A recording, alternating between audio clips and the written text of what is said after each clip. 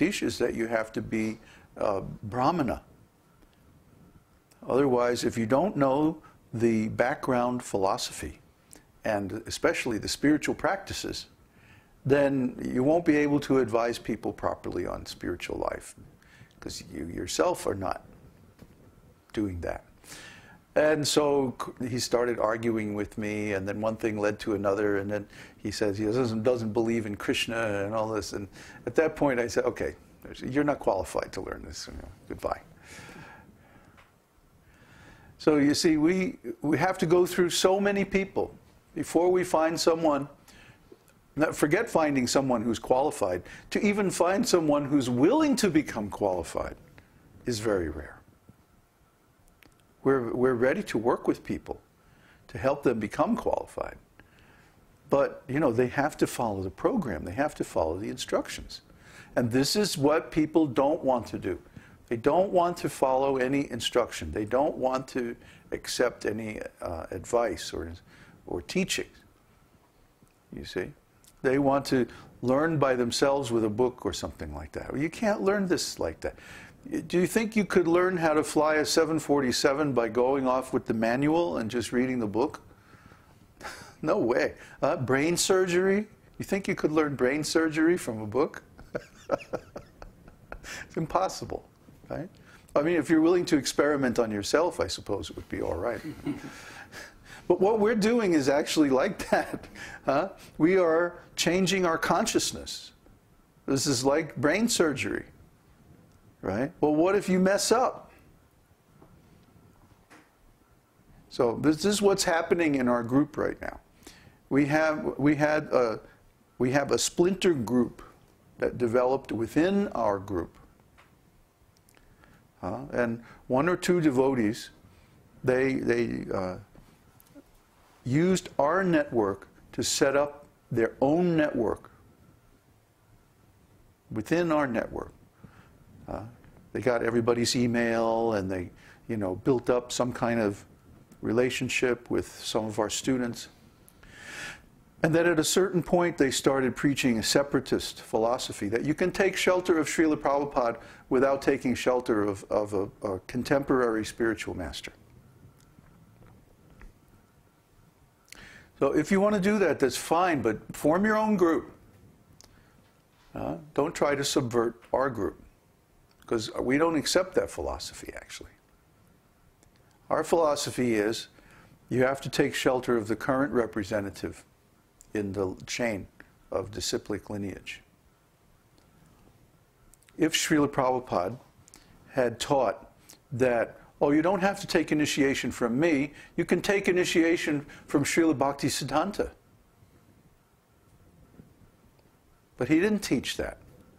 And some people say that Srila Prabhupada created Ritvik acharyas. Well, yes, it's a fact. Srila Prabhupada used Ritvik acharyas to perform initiation ceremonies. The term Ritvik appears something like 35 times in Śrīmad-Bhāgavatam alone. So it's a very well-known idea. And the idea is that a priest performs a ceremony or sacrifice on behalf of another person. That person is considered a superior person. And he gives the order that you perform this ceremony on my behalf. And then the priest goes and he does all the necessary. But I went through all the Vedas, and every time I could find any instance of Ritvik Acharya, and I could not find any instance of Ritvik Acharya where the person giving the order on whose behalf the sacrifice was performed was not physically present on the planet at the time. There is no example of a posthumous Ritvik Acharya. The Ritvik Acharya is always acting on behalf of someone who is alive, physically present on the planet at the time. There are plenty of examples of that. But there's not one example of someone saying, you do this ceremony after I die. No, not one. The only even thing that even comes close is the Shraddha ceremony, performed usually by the eldest son after the death of a Vaishnava, great personality. And the custom is that one goes to Gaya, where the lotus feet of the Lord are there. When Lord Vamanadev came to the planet Earth, he left his lotus footprints there. They're very small, because Vamanadev was small, short, yeah? So they're a normal size human footprint almost. You see, Krishna's footprints are like that. Kṛṣṇa was about 16 feet tall by our standards. But Vamanadev was midget. So his footprints are small. So anyway, you go there and then you offer prasadam, you offer food, and then you offer the remnants of the offering to Vishnu to the departed ancestor. And this is called Shraddha. So this is the closest thing to any kind of posthumous ceremony. Generally speaking, when somebody is dead and gone in Vedic society, that's the end of it. It's like it's between them and Krishna at that time.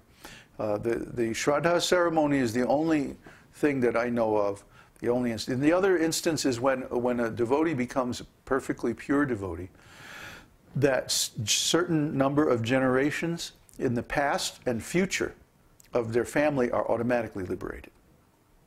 Yeah. Yeah. So if one person in a family becomes a pure devotee, then so many generations, there's various different numbers, 5, 10, 15, 16 in the case of Prahlad. I guess it depends on the grade of the pure devotee and like that. So I can't find any instance where this Ritvik philosophy is borne out in the Vedas. So even though it would be nice to be able to say we can take shelter of Srila Prabhupada directly, certainly we should take shelter of Srila Prabhupada's books. Srila Prabhupada wrote his books to last 10,000 years. And they will last 10,000 years. That was his intention. So we should. He has given the definitive statement of Vaishnava philosophy for this age of Kali Yuga. So that doesn't mean that we should approach him for initiation. How can we approach him for initiation when he's not physically present? He can't give us any particular personal instruction. I know personally I benefited tremendously by my personal instructions from Srila Prabhupada. For example, Srila Prabhupada instructed me to write. And up until that time, I had never thought of being a writer or of writing, more than very occasionally, you know. Actually, I didn't like writing. It's too much trouble. In those days, that was before computers. If you wanted to write something, you had to use a typewriter. And then that means every time you made some changes, you had to retype the whole thing. So I never wrote more than a couple of pages, maybe for school a couple of times, but that's it, when I had to. Anyway, I sent Srila Prabhupada some essays, and he wrote me back and said, oh, this is very nicely written. So simply read our books and then express the same thoughts in your own words. This will be very nice preaching. Up until that time, I hadn't thought about writing, preaching by writing. I thought I was going to preach by music. But, of course, Srila Prabhupada was a great writer. So if he wants, he can empower someone, one of his disciples, to write. So I took this up and followed his order. And by this writing, I became a professional writer, which I had never dreamed of doing, being a professional writer. And for 25 years, I made my living as a professional writer. And even now, I'm getting residuals and pension and everything from that work. So it's been a blessing from Srila Prabhupada. But that was just the practice. Like Hemingway says, you take your first million words and throw them away. Well, I took my first million words and sold them. Now the real writing is going. And the real writing, of course, is my books, especially Vedanta Sutra. After finishing Vedanta Sutra, I felt like, I'm complete. This writing business is finished. Because I know that Srila Prabhupada wanted an edition of Vedanta Sutra, but none of his disciples had managed to even complete a translation of Vedanta Sutra, what to speak of a nice commentary. So I had to take whatever fragments of translation that I could find, and then use different sources to compile a complete translation and commentary. I used the commentary by Vishwanath Chakravarti Thakur and the Govinda Bhashya.